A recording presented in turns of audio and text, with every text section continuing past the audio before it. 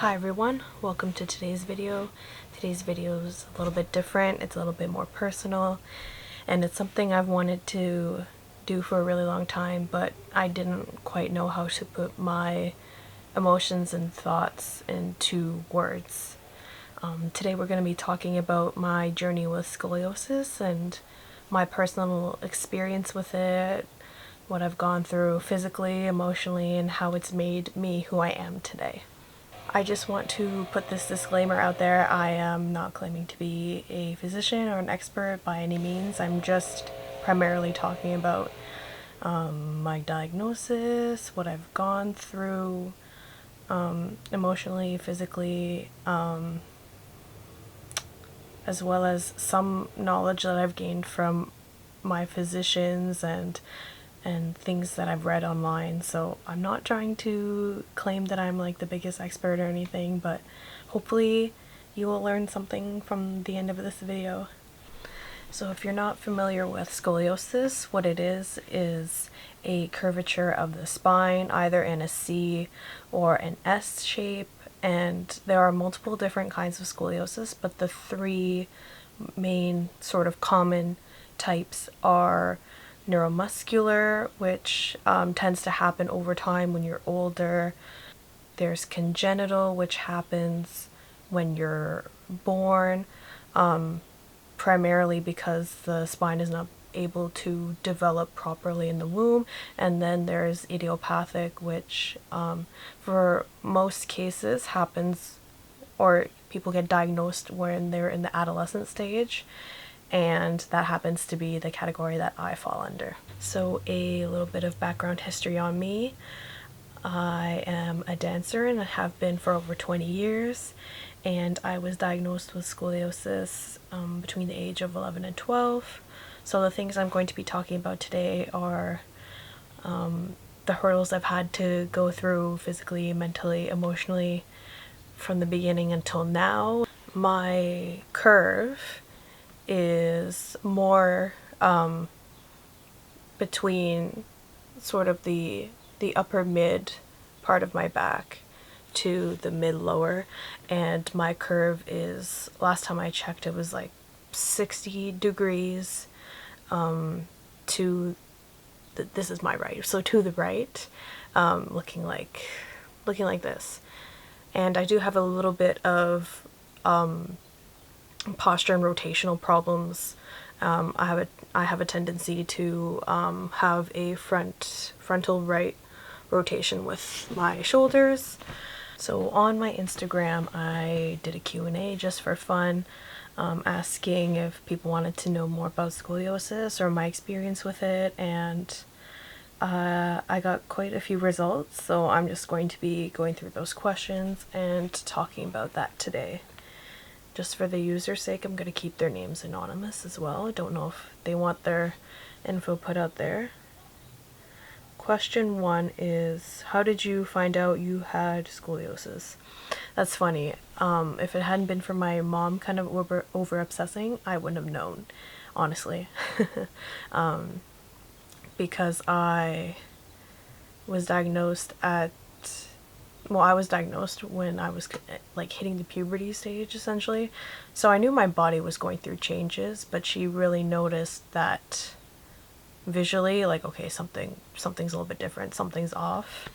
And I went to my doctor, and she noticed it was off. Like, she started poking at me, and then when she started poking at me, I was like, oh, you're right, like, why is this in the place that it is? Why is this feeling a little bit weird? And so she referred me to get x-rays. From there, the x-rays showed that, you know, my spine was looking a little bit different. Then from there, the x-ray specialist referred me to CHIO, the Children's Hospital, to get more info, and to talk to the specialist over there. And with that experience, it was kind of scary. First of all, I think that was like my one main time, or maybe my very first time going to a hospital. And basically he explained to me I have something called scoliosis. My spine has a big curve, and they're not quite sure why. They thought at first it was because of like an accident or anything like that, but I didn't have any accidents. The doctor explained to me that there is a cure, which is basically putting metal rods in your spine to realign the curve and make it 0 degrees, which is technically a normal spine, like pinned straight down. And at the time, like just being a kid and wanting to fit in, I was like, heck yeah, like what's wrong with that? Like I'm not even gonna be awake. All they're gonna do is like slice my back open, put some rods in, and call it a day. But then he said that, oh, but you won't be able to dance anymore. That's where I was kind of like, well, you're making me have a really, really tough decision at a really, really young age. And at the time I was really longing to fit in with like the rest of the kids, because being diagnosed with something and then not knowing why you have it, it kind of made me feel like an outcast. So I was like, well, I want to do it, but I still want to dance. Like he's like, well, you know what, if you get this surgery, you won't be able to dance, but sometimes like your curve can come back after your spine is realigned. And when I heard that, I was kind of like, well, you know what, I love to dance, and if like my spine might, like my curve in my spine might come back, like it's not worth it. So I decided not to get the surgery and just have treatment for like the end of time. And I don't regret my decision to that day, because I can still do what I love to do. I just have some limitations, and I can't hate for having my freedom, you know? I realized I went on a really long tangent for that first question, so the next ones I'll try and keep them sort of short and sweet. The second one is, has your scoliosis progressively gotten worse or has stayed the same? I think it's gotten a little bit worse. The pain, not so much, but I can definitely feel like my curve and posture kind of going down. Like when I was younger, I didn't have this sort of posture rotation problem with my shoulder. It's not too painful at all, but like what I've noticed now, like before, like now I have to have orthotics with like all the shoes that I wear now, because my posture has become that bad. But honestly, like I don't mind it. Like the orthotics have really, really helped. I feel much taller, I feel like better, and you know how your posture affects your confidence, that kind of thing. And so like the orthotics have helped me with my posture, which helped me with my confidence a little bit more. It's kind of a weird link, but yeah. So yes and no, like it's gotten worse, but it's gotten better, if that makes sense. The next question is, how does it affect your day-to-day life? Not horribly. I do have some limitations when it comes to doing physical activity. Like I definitely have to limit myself in terms of pushing my limit.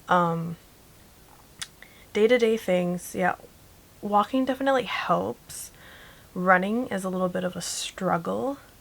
I definitely can't do long distances. I used to be a long distance runner in elementary school, and unfortunately, like, I can't do that anymore. Like, sitting sometimes really affects me. Yeah, really small things like sitting in a chair and sitting on, like I take public transit, so sitting down on the bus, I kind of avoid it, because with my rotation of my spine, my right shoulder blade sticks out, and so like this side is like flat, but this one pokes out. So like I kind of find myself like realigning and feeling really, really uncomfortable. So I try and stand as often as I can. I try not to sit unless it's like a super cushiony, plushy sofa, chair. yeah, little things like that are the things that kind of affect me the most. But the next question is there anything that can prevent scoliosis from occurring to your knowledge? Personally, I don't think so, because for the most part scoliosis has no cure. You can't really prevent it from happening because not too many people know the cause of scoliosis, like apart from, you know, getting into an accident and then you have it. But yeah, apart from that, preventing it, I can't really think of anything. But all I can say is like take care of your mind and your body, and just really take care of yourself, because your health is your wealth. The next question is, what have you done differently since being diagnosed with scoliosis? So since being diagnosed, I've been seeing a chiropractor weekly, and she's super awesome. She's super dope. She's been giving me all sorts of exercises to do, like every week or every day, and they're all targeting different points in my body. Like there's some targeting my neck. There's some targeting the side with my curve. There's some targeting my posture, and there's some that sort of targets like my whole back. So those have really helped me over time, and so I've been doing that for a little bit. That's been keeping me busy. And honestly, like I feel really good. Like much like everyone else, there's good and bad days, but for the most part, they've been really, really good days physically since then. And like like I said before, I don't regret my choices of refusing the surgery, because now I can do these exercises wherever I want. I can take my thing with me, and I can go walking with it, or I can, like, it's things I can think, like these exercises are very versatile. I can take them wherever I want. I can do them whenever I want, and they're for short periods of time, and I've seen them really I've seen like small progressions here and there. Like they definitely help. The next question is, how has it affected dance? Professionally, I danced with two dance troupes in my city, both competitive, and there were lots of performances, and so like it was very physically high in demand. And they started, like, over time, like they started to alter moves for me so that I can do them. And as much as like I appreciate that, like I hate the feeling of holding people back like that. So over time, like I couldn't handle that feeling anymore. I felt like I was holding them back. I felt like they're like, okay, well, we gotta change this for Izzy, and I'm like, I kind of hate that feeling. So I parted ways with both troops, and it sucks because I built like such strong bonds with them, but I needed to figure out something that was good for my pace. I felt like I couldn't keep up with them. And this is no shade to them, because they're such great people and they're such great dance troupes, but it was just like it was a personal thing. Yeah, that a fact I couldn't keep up, and I didn't want to hold them back, and it was kind of like I something needs to change. So I left those both of those troops, excuse me. I am now fortunate to teach dance all over my city, in different community centers, and give back. Like that's what I love to do, is just give back, and I'm giving back through dance. And yeah, there's no pressure on my end. It's very it's like I'm going at my own pace because I'm the instructor, but at the same time it's sharing that joy with my students, and sharing the love of dance. And it's a whole different vibe. So like with a lot of my answers, there's like negative and positive. It's turning a negative into a positive. So yeah, professionally, like, I gave up the dreams of making it big, but I'm able to give back, and like I think that is like more gratifying than me just trying to be some star. So this last question is a two-parter. Do you have any ongoing pain from this spinal condition? If so, how do you manage your physical and emotional self? Yeah, I still do. It's more emotional pain than physical pain. Physically, like, I have really, really good days, and then there's like one or two odd bad days. Like, I feel like I have nothing going on for the most part until someone points it out. It says, "Oh, you're walking funny," or "Oh, why do you look like you're slouched over?" You know, something like that. That's when I start to feel like, oh, I'm different, which kind of sucks, but it's like, it's reality.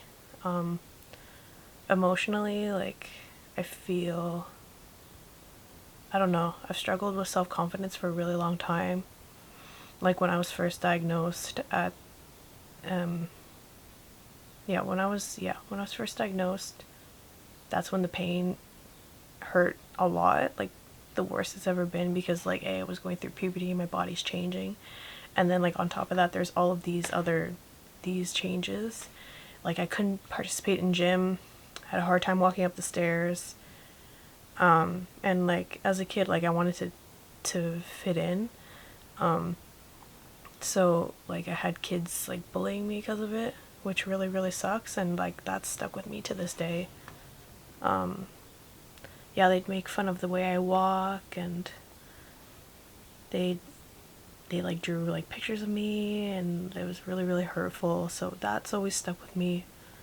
And like transitioning to high school was like all the same kind of crowd of people, and I like confided in a few people. Like I was like, okay, like I'm really gonna like start to be more open about this. And then like the times that I did, I got made fun of. I got told like this is some sort of like bullshit thing, like this is not real, like you're just doing it for attention, like, and I'm like, no, you just don't, you don't like what you don't understand, that's the thing. And like when it's very, very hurtful when people are picking on you and it's like something that's out of your control. Yeah, that's the most painful thing, and that's why I've been so selective on sharing this information with people, is because of all that experience in the past. That's why I like put this wall up. Sometimes like I'm really, really happy, but then it's like that's when I'm at my lowest, honestly. But the reason why I'm making this video is to get over that, is to be more open about myself and be more comfortable. And like I keep telling my dance students, like I'm like, being vulnerable is like the strongest. Like, yeah, I didn't word that right. Strength is in vulnerability, and like I'm not practicing what I'm preaching, which sucks, but like, yeah, one of my personal goals was to be more open, be more comfortable with myself, and start to love myself more. And I know that's like a very, very, sounds very, very minor, but this is like a huge step for me to like, it's like a huge weight off my shoulders to just be more open and be myself. Yeah, like just saying all that now without tearing up, I was like, so I try not to think of the past because it brings up all those negative emotions again. But at the same time, like I'm kind of thankful for all that kind of traumatizing stuff that happened to me, because it's made me, you know, more empathetic, more positive, like always looking to the positive side of things. Like the reason why, like one of the reasons why like I don't really think about the fact that I have scoliosis a lot of the time is like there's way, way worse situations to be in apart from my own. Like, I'm very, very grateful that I have the kind of physical freedom that I do. So I just always keep that in mind. Like, I'm just doing what I'm doing, and I'm happy, and I'm grateful, and I'm lucky, and that's the sort of, those are the sort of thoughts that kind of keep me going, and that push all the negative thoughts and feelings away. I just want to say thank you very much for watching, and thank you very much for listening to my story. You don't know it, but it does mean the world to me that you made it to the end, and you listened, and hopefully you gained something from this. It's always been a personal goal of mine to get over this emotional hurdle and gain my self-confidence back, and to be more open and be more honest and be more strong but be more vulnerable. And so the fact that you're listening and you're watching, like, you don't know it, but I greatly appreciate it. And if you want to see a second Q&A, or if you have any other sort of comments or questions, leave them in the comment box and I will get back to you. Yeah, if you liked it, give it a thumbs up, I guess. I don't know. But yes, thank you again for watching and listening, and I'll catch you on the next one. Bye.